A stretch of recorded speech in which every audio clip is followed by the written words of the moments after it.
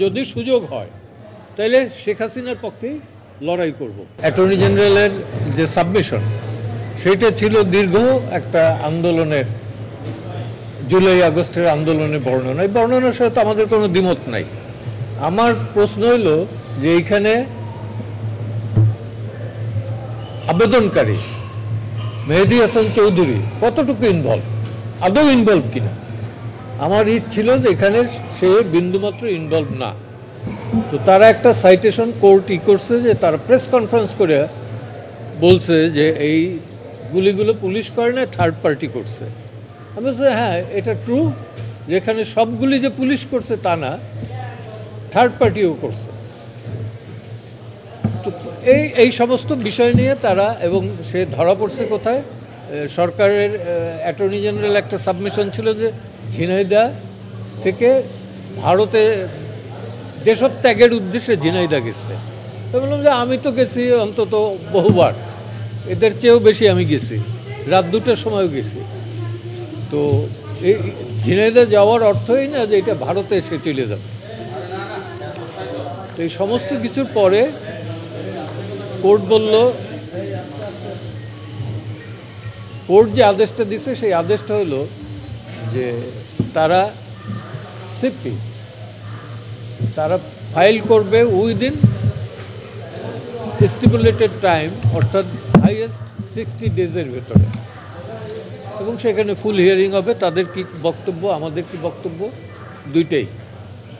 এবং আলটিমেট হাইকোর্টের যে অর্ডার সেটা স্টে করছে।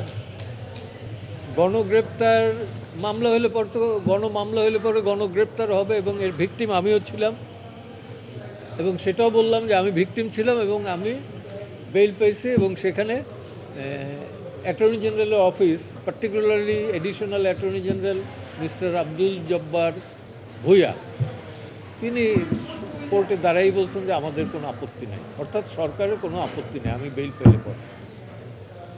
তো সেটা আমি কোর্টকে বলছি যে আমি তো ছিলাম, এ আছে 84-এ, 156 অ্যাকিউজডের ভেতর, আমি ছিলাম 180-র ভেতরে 94-এ। এই হলো পার্থক্য। এখনও যে মামলা কমছে আমি দৃশ্যমান আমার কাছে না, মামলা চলছে গণহারে, এবং একই স্ক্রিপ্ট, চক্ষু নষ্ট হয়ে গেছে, পা নষ্ট হয়ে গেছে, অথবা মারা গেছে একজন, গুলি লাগছে একটা, কিন্তু এর পেছনে শতাধিক 200, 300, 500 লোক ইনভলভ। এটা ওনারাই ব্যাখ্যা দিতে পারবেন ভালো। আমি যেটা বুঝি যে ডক্টর ইউনূস মিনুয়েল বোধহয় রিয়েলাইজ করছেন যে এই সংশোধন এগুলো করা ঠিক হবে না। উনি গতকালকে আমি একটা সোশ্যাল মিডিয়ার দেখলাম, উনি বলছেন যে রাজনৈতিক দল যদি সংস্কার না চায় তাহলে নির্বাচন দিয়ে আমি চলে যাব। আক্ষেপের শুরু বলুক আর অভিমানের সুরে বলছেন এটা, এবং দিস দ্য রিয়েলিটি। এই গভর্নমেন্টের প্রাথমিক দায়িত্ব এবং একমাত্র ডিউটি হিসেবে নির্বিঘ্নে লেভেল প্লেয়িং ফিল্ডে একটা নির্বাচন দেয়া এবং গণতান্ত্রিক পদ্ধতিতে সেই সরকারের কাছে ক্ষমতা হস্তান্তর করা, নাথিং এলস। এই সরকারের কোনো দায়িত্ব এবং কি বলবো যে রেসপন্সিবিলিটি নাই, লায়াবিলিটিস আছে অনেক।